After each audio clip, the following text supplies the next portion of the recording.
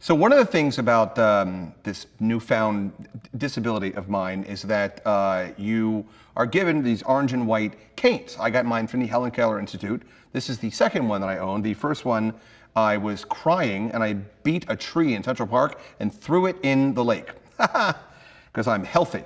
So I got a second one here, and this is my second one that I have, and it merely shows people that you're disabled. You know what I mean? It doesn't really tap or anything like that. It rolls.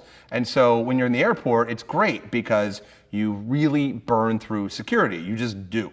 So I'm in a trial in Atlanta for my eyeballs, and about 8 months ago, I was in Atlanta. And this trial, they allow me to bring a friend, they pay for a friend, blah, blah, blah, blah, blah. And so we were traveling back to New York from being in Atlanta. It's only like a 36-hour trip, just enough time to go to a steakhouse, a strip club, and get a 7-hour eye exam. So I get this, we're at the airport, and I'm waiting to board the plane. Now, because of my condition, I can board priority or first class or whatever, but I'm self-conscious about it, and again, that's different now. But this was when I first got the stick. So I was a little like weirded out about kind of, engaging people and being like, can I go on first? And plus, who wants to sit on an airplane any longer than you have to?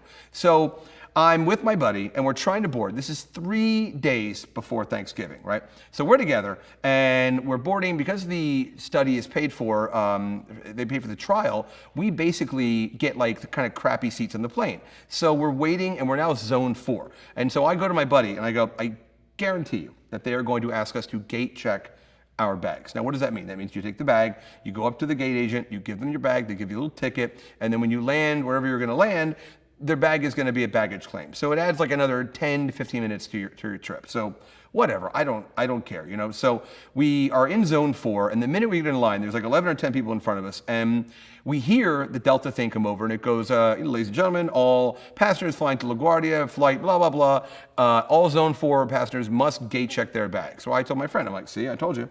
So we're waiting, and then I hear a voice in front of me, about 11 people in front of me, and she sounded young and sort of entitled, and everyone was really had frayed nerves because the plane was delayed for like 3 or 4 hours. So she says to this gate agent, she goes, I don't want to check my bag because I'm concerned. I have a very tight connection to Burlington, Vermont, and I'm concerned my bag won't get from this plane to that plane, and all my stuff is in that bag, and blah, blah, blah, blah, blah. And now the gate agent, like Atlanta is a very kind of a genteel, kind of a polite city. And this guy is this older black guy, very nice, and he goes, well, ma'am, he goes, I promise you, but he shouldn't have said promise, but whatever. He goes, I promise you, we're going to get your bag, and he kind of does he kind of like looks at her flight number. He goes, we're going to get that bag on the next flight. You're going to have yourself a safe flight, a happy Thanksgiving, right?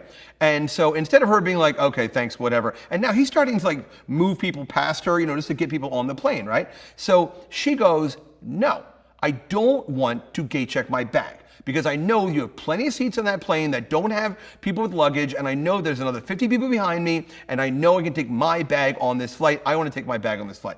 So the guy just says one more time, he goes, ma'am, I'm really sorry, but my supervisor told me all zone 4 passengers must gate check their bags. And he goes, so here's your ticket. Have yourself a safe flight and a happy Thanksgiving, all right? So she looks at him, and the gangplank is right there, and she goes, you're an asshole. Right? And it starts to go down the gangplank. And I'm like literally like 3 feet. Now I'm like about the next person to give my bag to the guy, And so that veneer of Southern hospitality, that drops like a lead curtain. He goes down the gangplank. He goes, come on back in now. Come on back in now. Come on back in now. Come on back in. She comes up. She's like, what? He goes, you ain't getting on this flight.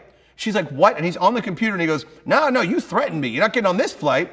And then he like literally within like 30 seconds kicks her off the flight, and he goes, let's see if we got one more flight tonight to LaGuardia for you to get on. He goes, and he like sucks his teeth. He goes, oh, I'm sorry, but this is the last flight out of Atlanta. He goes, you're staying in Atlanta one more night whether you like it or not. Perhaps you get yourself a hotel room and think about how your bad manners and rude behavior can affect your travel plans.